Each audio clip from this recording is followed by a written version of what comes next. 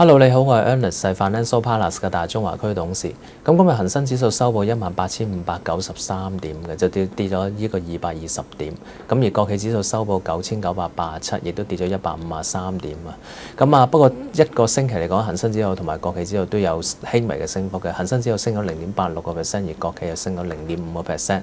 今日個成交一般咧437億。咁啊，臨尾裏邊嚟講咧，其實港股都做翻好翻少少啊，因為其實尋日咧美國經濟嘅數據都較預期強勁啦，抵消咗歐洲嗰方面歐債嗰個憂慮，咁所以咧臨尾道指嗰邊咧嗰個跌幅都收窄嘅，咁但係咧港股今朝嚟講咧，其實低開28點之後咧，最多跌成300點，落到呢個接近18,500。不過因為臨尾國內嗰邊都做翻好少少咧，咁所以全日嚟講都係跌咗220點到嘅啫。咁而有啲股份都做得幾唔錯啦，譬如好似內地調高呢個石油暴利稅啦，嗰個起徵點。咁所以咧石油石化股都全面做好，譬如中國石油咧今日收報10.62嘅，都升咗 over 2%啦。而中國石化咧，甚至乎創咗最近年嗰個新高嘅嚇，曾經去過呢個8.9毫8，咁啊臨尾收就8.8毫1嘅。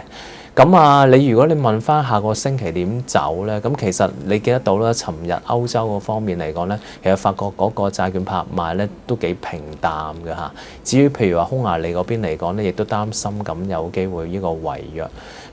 其實唔單止係一啲嘅即係債券拍賣啦，甚至乎有啲嘅銀行裏邊嚟講，譬如好似皇家蘇格蘭銀行亦都有講過有機會可能要裁員成萬人嘅嚇。咁亦都傾緊有啲嘅賣盤添嘅。類似譬如好似法國法興亦都有類似嘅行動嘅。咁所以歐洲嗰方面嚟講咧，仍然我相信第一季嚟講咧，唔好話講意大利嗰邊嘅債券啦，其他頭先我所講嘅消息都令到不穩嘅嚇。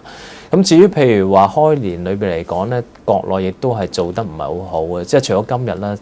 其實尋日咧連續2日 A 股都係即係兩連跌嘅，咁甚至乎每日都過百間公司跌停板咁多添嘅。咁你記得到滬深300啦，基本上嚟講今年一開年咧連2300都守唔住，成個禮拜最尾都係收緊樓下2290點。整體嚟講，今個星期滬深300同埋上證都跌得都幾慘嘅，都講緊一個星期滬深300都跌咗2.35%，而上證都跌多過1.64%。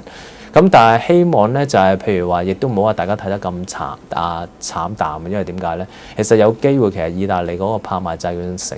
情況亦都可能會成功啦。大家諗翻下可能。咁另外譬如話，可能中國嗰方面亦都有機會減咗存款準備金放水嘅情況之下咧，咁其實個股市都有機會咧可以做翻好少少。不過因為即係嚟緊都就嚟呢個新年啦我相信喺新年之前咧，嗰個市會有一啲嘅窄幅嘅上落啦下個星期我諗大約都係維持緊18,200到19,000點嗰個上落為主。